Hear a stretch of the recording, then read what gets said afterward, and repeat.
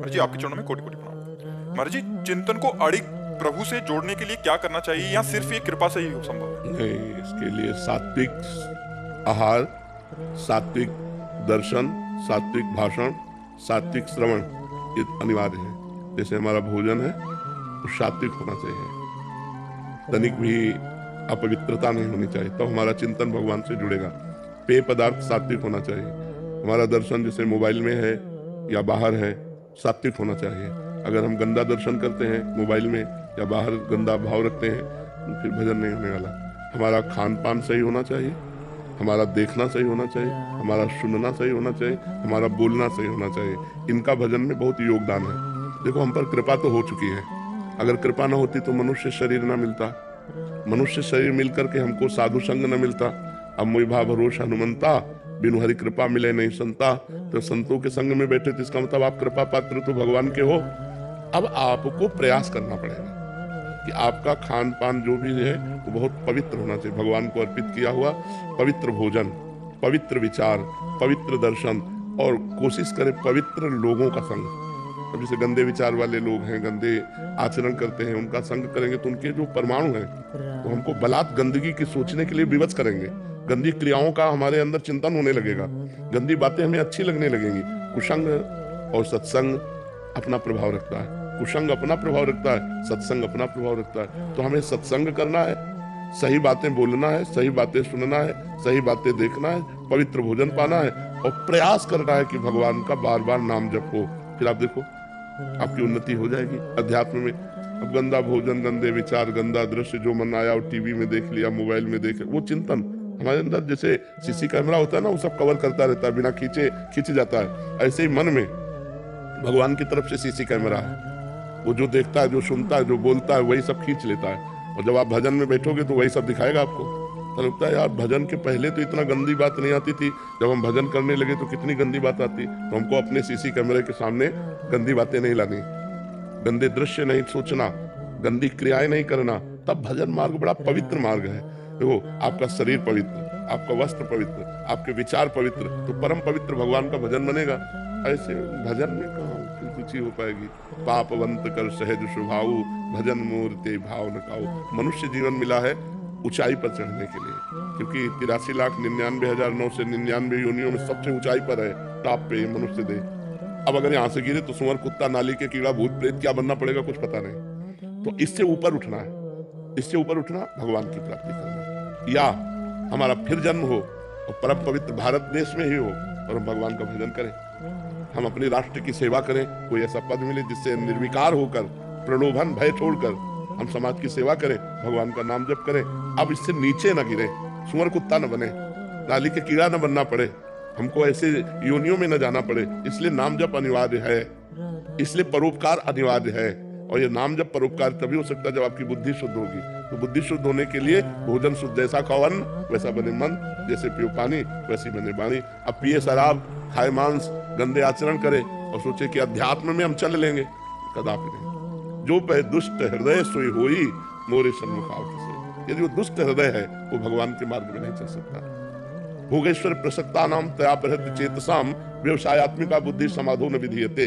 जो भोग हुई नाना प्रकार के पदार्थों के ही भोग और संग्रह में लगा हुआ है, वो कभी भगवत प्राप्ति करना ऐसा सोच भी नहीं सकता। भगवान कह रहे हैं तो हमें मनुष्य जीवन मिला है तो हम पवित्र आहार करें, पवित्र आचरण करें और परम पवित्र भगवान का चिंतन करें। महाराज जी, पर पशु की योनि जो होती है वो दंडित के मतलब योनि जो होती है, केवल कर्म भोग है, नवीन कर्म नहीं कर सकते आप। जो आपका प्रारब्ध भोग है वही भोगना होगा, इसके आगे नहीं। तो बट वो जो पशु होते हैं वो दंड, ऐसा तो नहीं होता उनको पिछले जन्म में कोई दंड मिला हो और इस वजह से वो इस बार पशु बने? तो दंड तो हर योनि दंड ही तो है, केवल एक मनुष्य योनि है जिसमें आपको छूट है, जो चाव कर सकते हो, जो चाव कर सकते हो। आप देवता बन सकते हो, आप नारायण का भजन करके नारायण में तन्मय हो सकते हो, आप राम जी का भजन करके राम जी में तन्मय हो सकते हो, जो चाहो। हर पशु पक्षी जो 83,99,999 योनियां है वो कुछ नहीं कर सकते, केवल अपना भोग भोग सकते हैं कर्म का। जो हमने मनुष्य जन्म, हमारे कोई पहला मनुष्य जन्म थोड़ी है, असंख्यों बार हो गए। जो कर्म किए वो भोगना पड़ेगा। फिर भगवान ने अब चांस दिया कि मिटा लो सारे कर्मों को, भजन करके परोपकार करके अपने अशुभ कर्मों को मिटा दो। तो हम भूल गए, फिर यहाँ आ गए, वही लड़का बच्चा, पढ़ाई लिखाई, रुपया पैसा, खान पान, मौज मस्ती, फिर मर गए, फिर वही सुअर कुत्ता बने जाकर के, फिर नाना प्रकार की भोग योनियां। पर महाराज जी जैसे देखा है कई बार लोग अत्याचार करते हैं पशु पे, वो कहते हैं कि क्योंकि ये इनको हाथ लगाना पाप है, तो क्या ये सोच समाज की?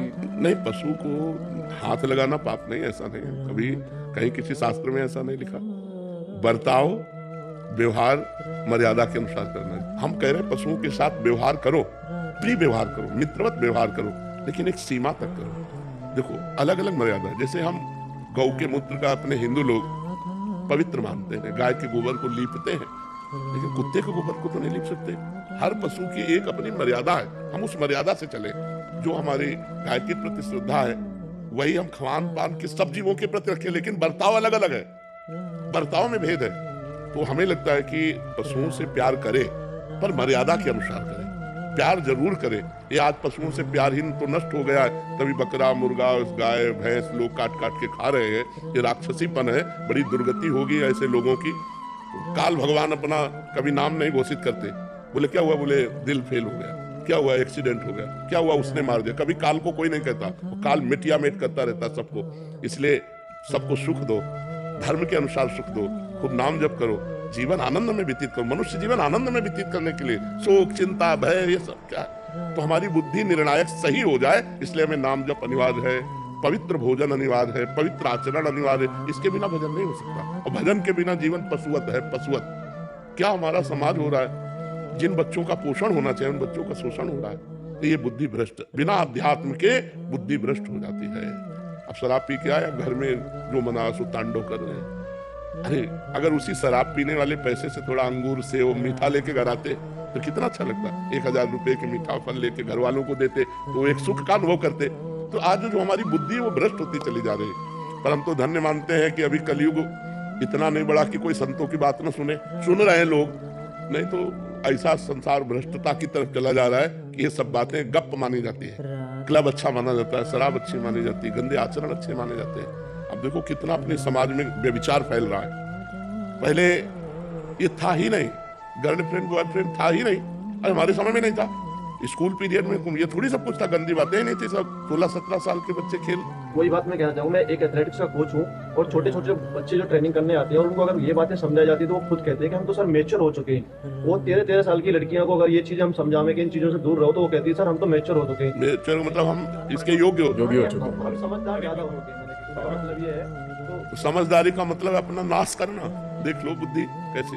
समझदार तो वो है कि हम दोस्त बनाए, दोस्त को पहचाने। दोस्त कौन है?